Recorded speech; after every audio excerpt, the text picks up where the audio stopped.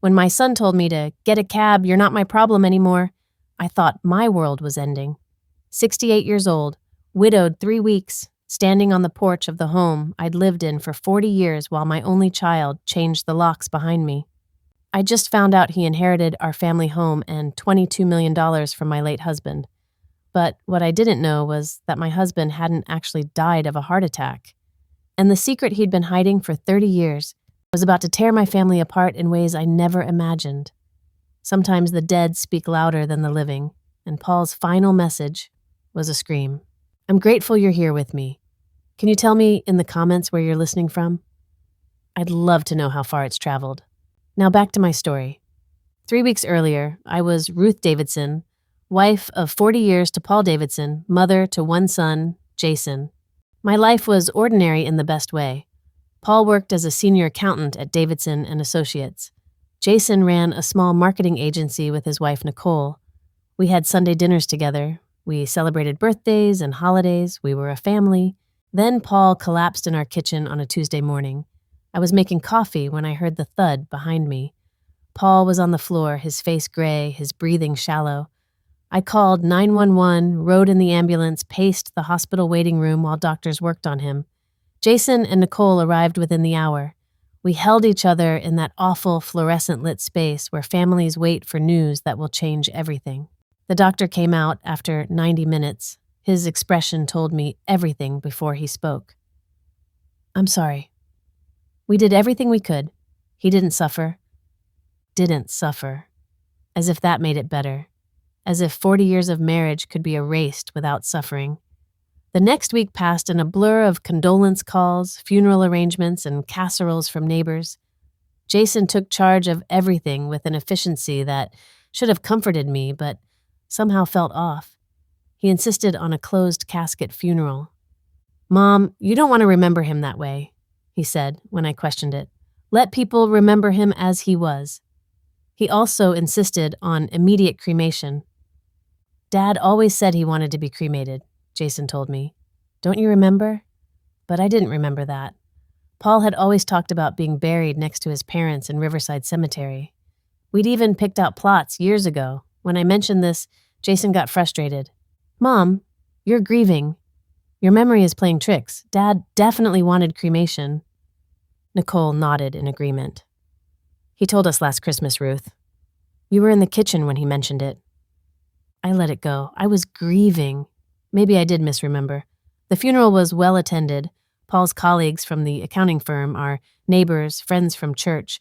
Everyone said kind things about Paul, reliable Paul, steady Paul, the man you could count on, if only they knew the truth. 1 week after the funeral, Jason came to the house. He brought a leather folder and Nicole, who wouldn't meet my eyes.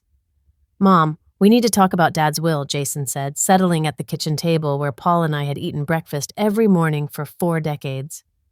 Of course, I said. When is the reading? I assume we'll go to Martin Clark's office. Martin Clark had been Paul's attorney for 20 years. He'd handled our house purchase, our wills, various legal matters. I'd met him dozens of times. Jason exchanged a look with Nicole. There was a reading, Mom. Last Thursday. Martin called you 3 times. My stomach dropped. I never got any calls. Jason, I would have answered. You've been so out of it, Nicole said gently. The grief has really affected you. We've all noticed. What are you talking about? I'm sad, but I'm fine. Jason pulled documents from the folder. Mom, Dad left everything to me. The house, the savings, the investments, all of it. The room tilted. That's not possible. Paul and I discussed our will years ago. Everything was supposed to go to me, and then to you after I'm gone. That was the old will, Jason said. Dad changed it 6 months ago. He slid a document across the table. I recognized Paul's signature at the bottom, witnessed and notarized, but as I read, I felt like I was reading fiction. I, Paul Davidson, being of sound mind, bequeath my entire estate to my son, Jason Davidson. My wife, Ruth Davidson, has shown signs of declining mental capacity, and I fear she cannot manage financial affairs. Jason will ensure she is cared for appropriately. Declining mental capacity? I looked up at Jason. I don't have declining mental capacity. I'm perfectly fine. Mom, you forget things. You repeat yourself. Last month, you left the stove on twice. Once, I corrected. I left it on once, and I was distracted because your father was sick with the flu. You see? Nicole said to Jason, as if I'd just proven their point. She doesn't even remember. Jason's face was sympathetic but firm. Dad left the house to me. Nicole and I need to move in. Our apartment lease is up, and with the baby coming... Baby? This was the first I'd heard. See? Nicole's hand went to her stomach, which I now noticed was slightly rounded. We told you 3 weeks ago, Ruth. You hugged me and cried, but I had no memory of this, none at all. I need you to pack your things, Jason said. We're moving in this weekend. Dad left instructions for your care. There's a nice memory care facility on Maple Street. They have a room available. Memory care? The words came out as a whisper. Jason, I don't need memory care. I'm 68 and healthy. Mom, please don't make this harder. Jason pulled out more papers. Dad documented everything. Doctor's notes about your memory problems. Incidents he observed. He was worried about you for months. He showed me medical records, supposedly from Dr. Patricia Hendricks, a neurologist I'd supposedly been seeing. The reports detailed progressive memory loss, confusion, inability to manage daily tasks. I'd never heard of Dr. Hendricks. I'd never seen a neurologist. This is wrong, I said. All of this is wrong, Jason. I've never seen this doctor. Mom. Jason's patience was clearly wearing thin. This is why Dad made these arrangements. You don't remember things anymore. You need help. I need my son to believe me, I said. But even as I said it, doubt crept in. What if I was losing my memory? What if I couldn't trust my own mind anymore? You have 48 hours, Jason said, standing. Pack what you need. Everything else stays with the house. Jason, please. This is my home. It was your home, he corrected. Now it's mine. Dad made sure of that. After they left, I sat at that kitchen table for hours. The same table where Paul had kissed me goodbye every morning before work, where we'd helped Jason with homework, where we'd played cards on Saturday nights. How had everything fallen apart so completely? I called my best friend Gloria. She'd been my friend for 30 years, a retired nurse with a sharp mind and sharper tongue. Ruth, that's insane, she said after I explained everything. You don't have memory problems. We had lunch last week, and you remembered everything about my grandchildren, including all their names and what grades they're in. But what if I'm forgetting that I forget? The question sounded crazy even to me. Listen to me. You're grieving, not demented, and this whole thing sounds wrong. Paul wanted to be buried, not cremated. You and I talked about it just last year when you were planning your own arrangements. She was right. I remembered that conversation clearly. Gloria, I don't know what to do. You pack a bag, you find somewhere to stay, and Monday morning you march into Martin Clark's office and demand to see that will. Don't let them gaslight you into thinking you're crazy. 48 hours later, I stood on my porch with 2 suitcases. Jason and Nicole pulled up in their BMW. Jason got out but didn't come to the door. You have everything? He called. Jason, please. Can we talk about this? Mom, we've talked. It's time. He walked up to the porch and handed me an envelope. Inside was $50 in cash and a business card for the Starlight Motel. This should cover a few nights while you get settled. I'll transfer some money to your account for the memory facility once we sort through Dad's paperwork. Get settled. I stared at my son. Jason, I'm your mother, and I'm grateful for everything you've done, he said.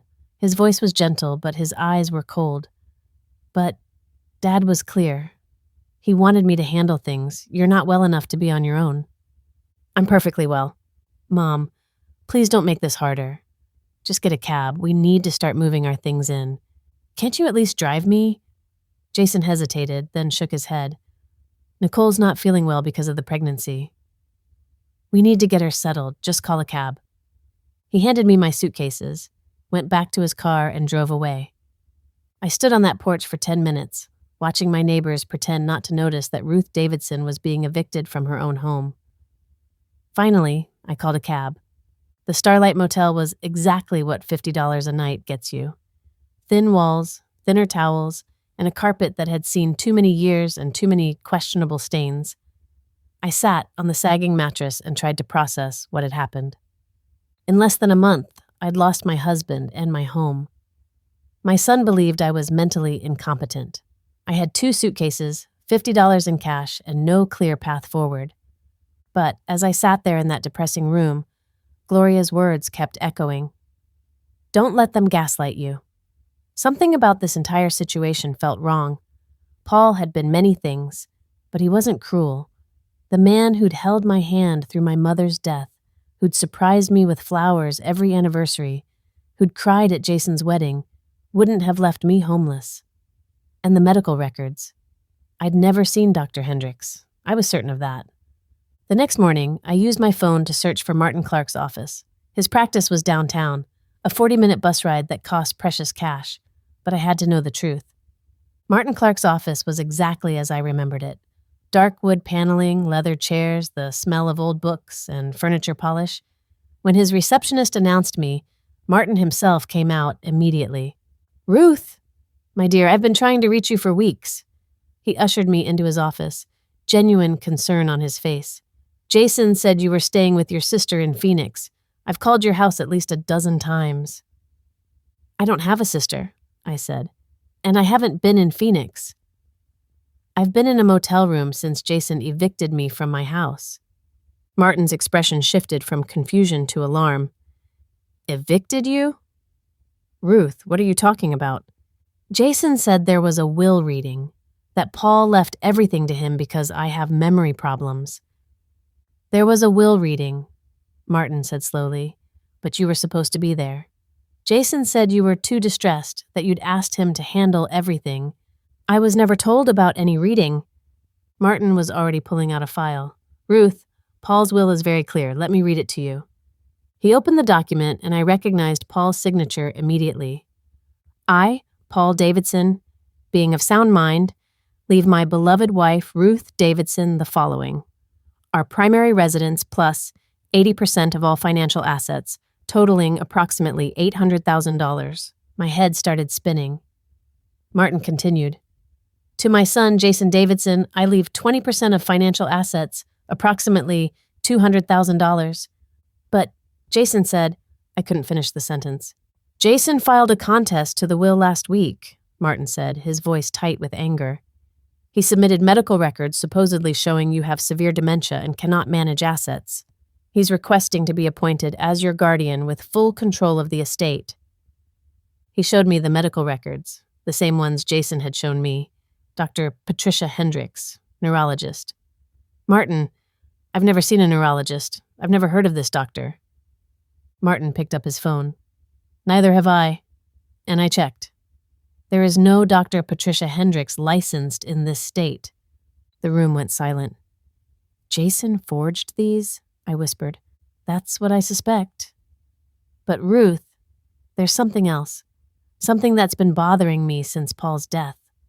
He hesitated. Who signed Paul's death certificate? I don't know. Jason handled everything. Martin pulled out another document. Dr. Patricia Hendricks.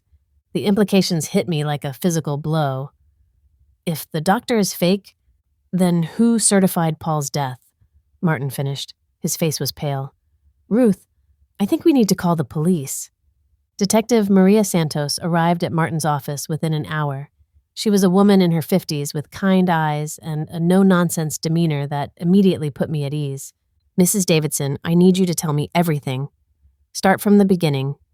I told her about Paul's sudden heart attack, the closed casket funeral, Jason's insistence on immediate cremation, the will that disinherited me, the fake medical records, and finally, the fake doctor who supposedly certified Paul's death.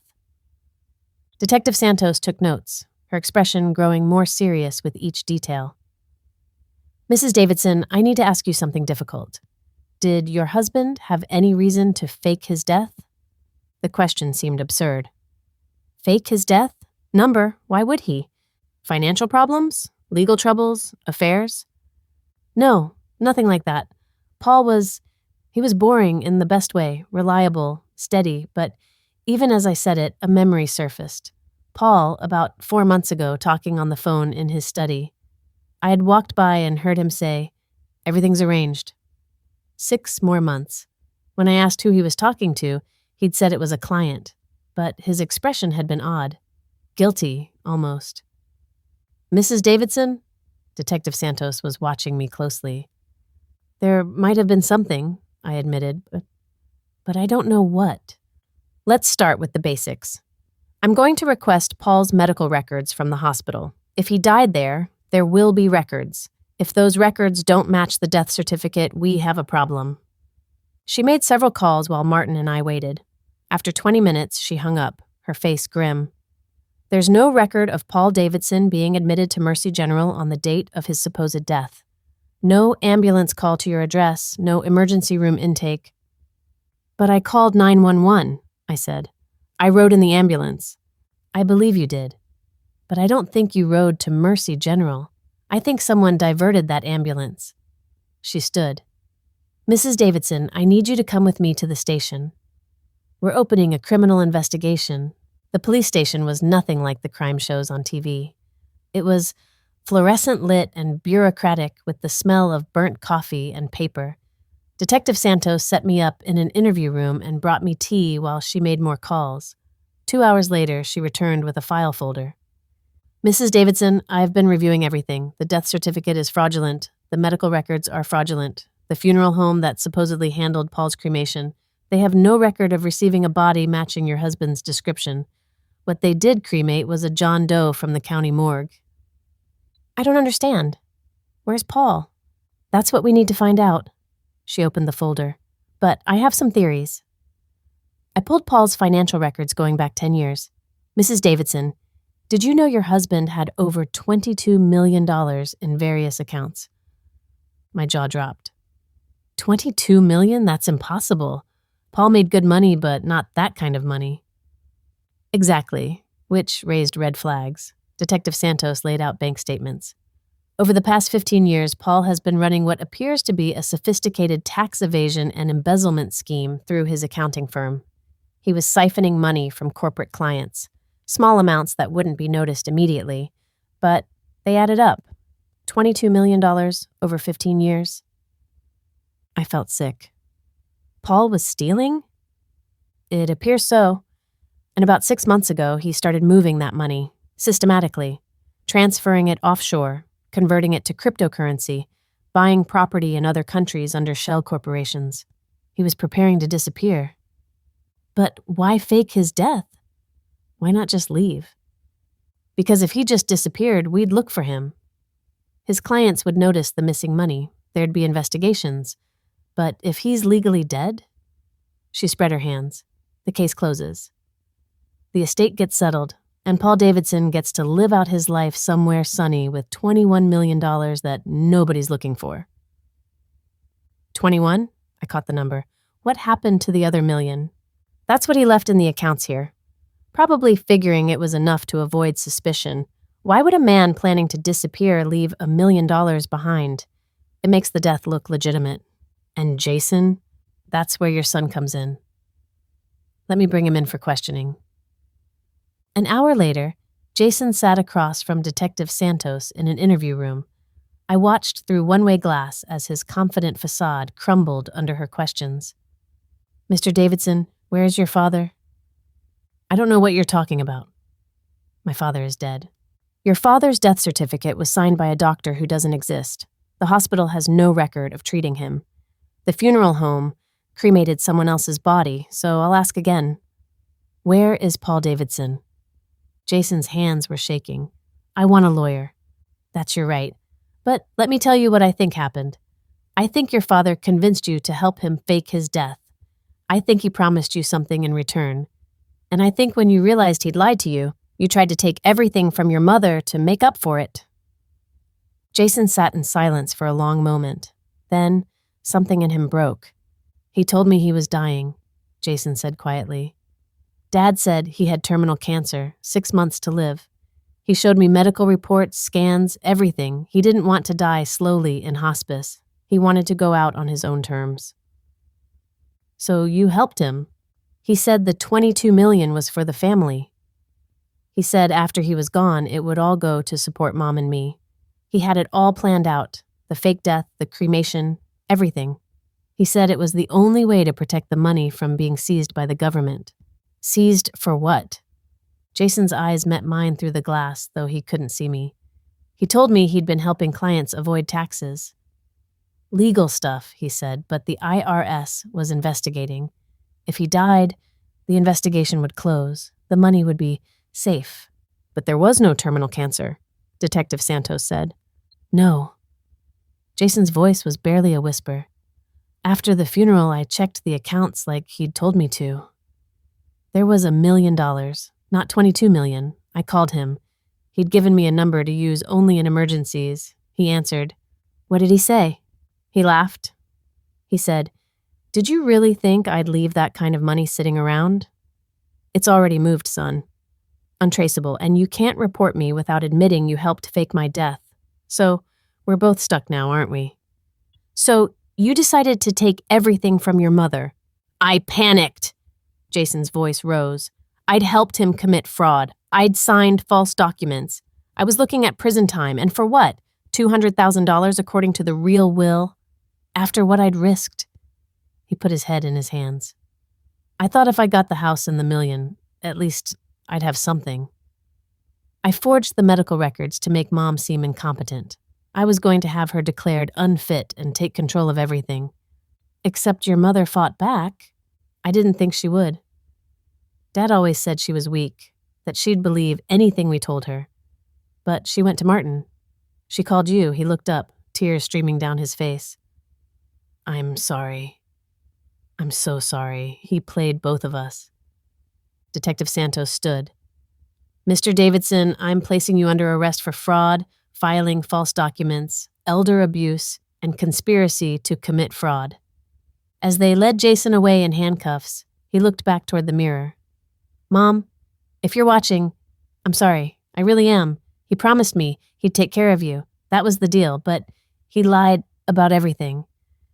I turned away from the glass. Detective Santos found me in the hallway. Mrs. Davidson, we're going to find your husband.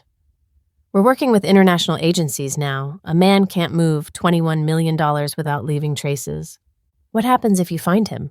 He'll face extradition and prosecution, tax evasion, embezzlement, fraud. We're talking decades in federal prison, and all that money, it'll be seized as proceeds of crime. So I won't get any of it back. You'll get the $1 million he left behind. That's legally yours according to the will. The rest was stolen from his clients. It has to be returned to them. $1 million.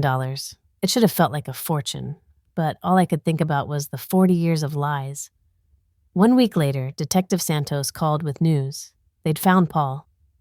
He's in Costa Rica, she said, living in a beachfront villa under the name Peter Dalton. He's with a woman named Lisa Monroe. Lisa Monroe?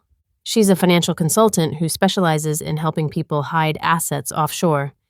They've apparently been together for 5 years. 5 years. While I was making him dinner and doing his laundry and believing we were a happily married couple, he was planning his escape with another woman. We're coordinating with Costa Rican authorities for his arrest and extradition. It'll take a few weeks, but we'll get him. She was right. 3 weeks later, federal agents arrested Paul at his Costa Rica villa. The photos showed him tanned and relaxed, holding a drink by his pool, living the life he'd built on stolen money. His face, when they put him in handcuffs, showed genuine shock. He'd truly believed he'd gotten away with it. Paul fought extradition, but the evidence was overwhelming. 4 months after his death, he was brought back to the United States in handcuffs to face a judge. Jason pleaded guilty to avoid trial. His attorney negotiated 18 months in federal prison, followed by 5 years of probation. Nicole filed for divorce before he was even sentenced, taking their unborn baby and disappearing from both our lives. Paul went to trial. The prosecution laid out 15 years of embezzlement, tax fraud, and money laundering. His clients testified about the money he'd stolen. Lisa Monroe was also charged and testified against him in exchange for a reduced sentence. The jury deliberated for 3 hours, guilty on all counts. The judge sentenced him to 22 years in federal prison, 1 year for each $1 million he'd stolen. He'd be 93 when he got out, if he lived that long. I attended the sentencing.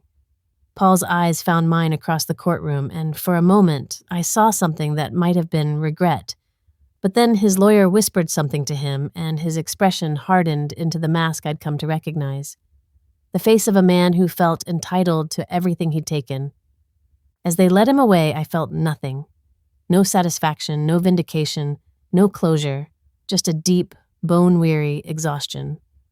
The legal battle to settle Paul's estate took months.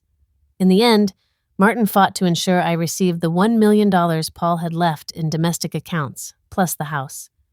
The stolen $21 million was seized by the federal government and returned to Paul's victims, the companies and individuals he'd robbed over 15 years.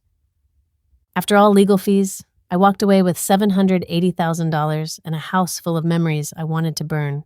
Gloria came over the night everything was finally settled. She brought wine and Thai food, and we sat on my living room floor surrounded by boxes.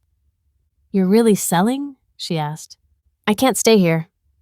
Every room reminds me of 40 years of lies." I looked around at the furniture Paul and I had picked out together, the artwork we'd bought on vacations, the photos of a family that never really existed. "I need to start over completely. Where will you go?" "I found a condo near the beach. Small, modern, nothing like this place. I'm going to paint the walls bright colors and buy furniture that I actually like. I'm going to become someone I should have been 40 years ago." Gloria raised her wine glass. "To Ruth Davidson, version 2.0. To Ruth Davidson, period. Not someone's wife, not someone's mother, just Ruth." We clinked glasses.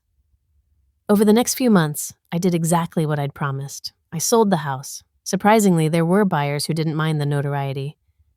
The Costa Rica death house, as the media had dubbed it, sold for above asking price.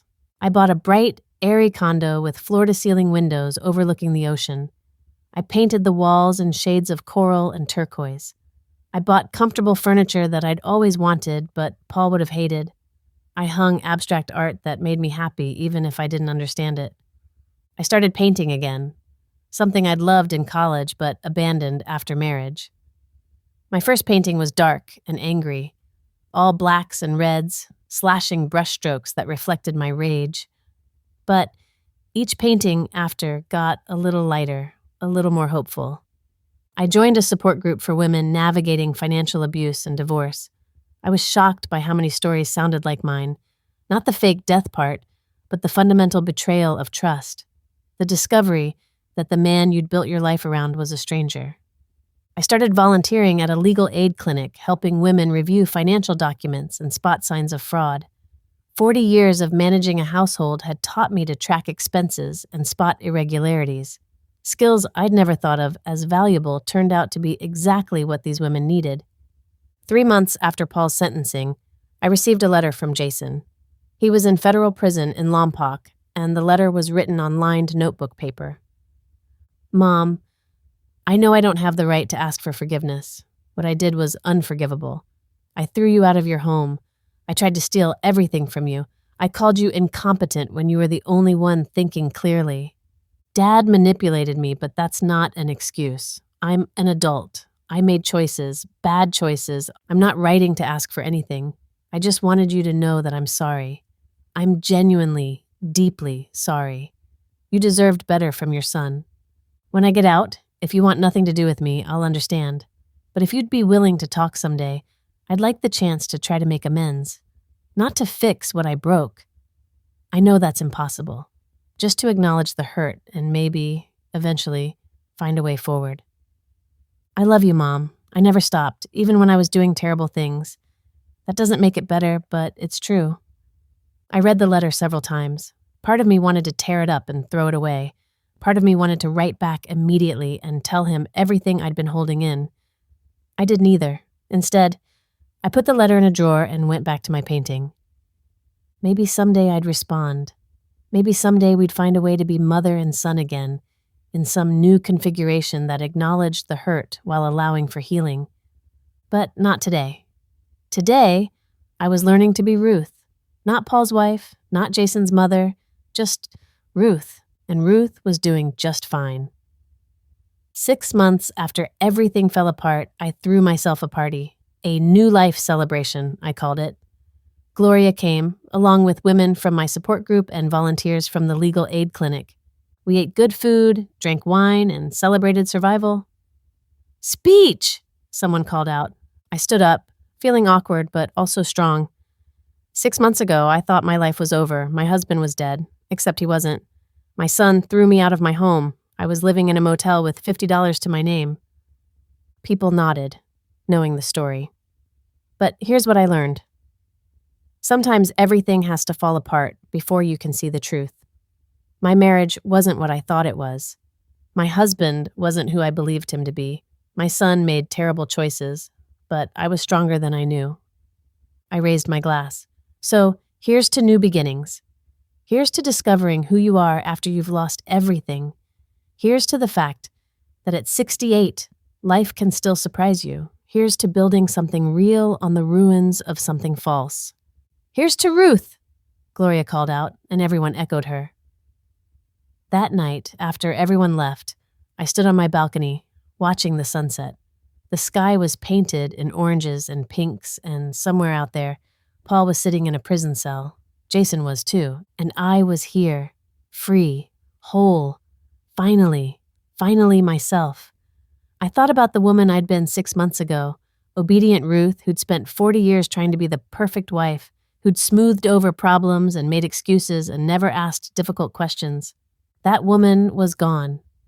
In her place was someone harder, wiser, and infinitely more interesting. My phone buzzed. A text from an unknown number. "Hi, Mom. It's Jason. I'm not asking for anything. Just wanted you to know I'm thinking of you. Hope you're okay." I stared at the text for a long time. Then I typed back, "I'm more than okay. I'm good. Really good." I hesitated, then added, "We'll talk when you get out." His response came quickly. "That's more than I deserve." "Thank you." I put the phone down and went back to watching the sunset. The truth was, I didn't know what the future held. Maybe Jason and I would rebuild something. Maybe we wouldn't. Maybe Paul would serve his full sentence, or maybe he'd get out early only to find that the life he'd tried to escape to had disappeared just as completely as he had. It didn't matter, because for the first time in 40 years, my life wasn't defined by someone else's choices.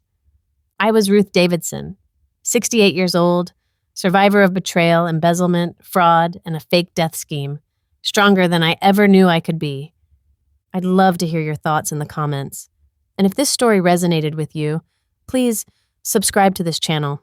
Your story matters, and I want to hear it. Until next time, remember, you're stronger than you think, and it's never too late to start over.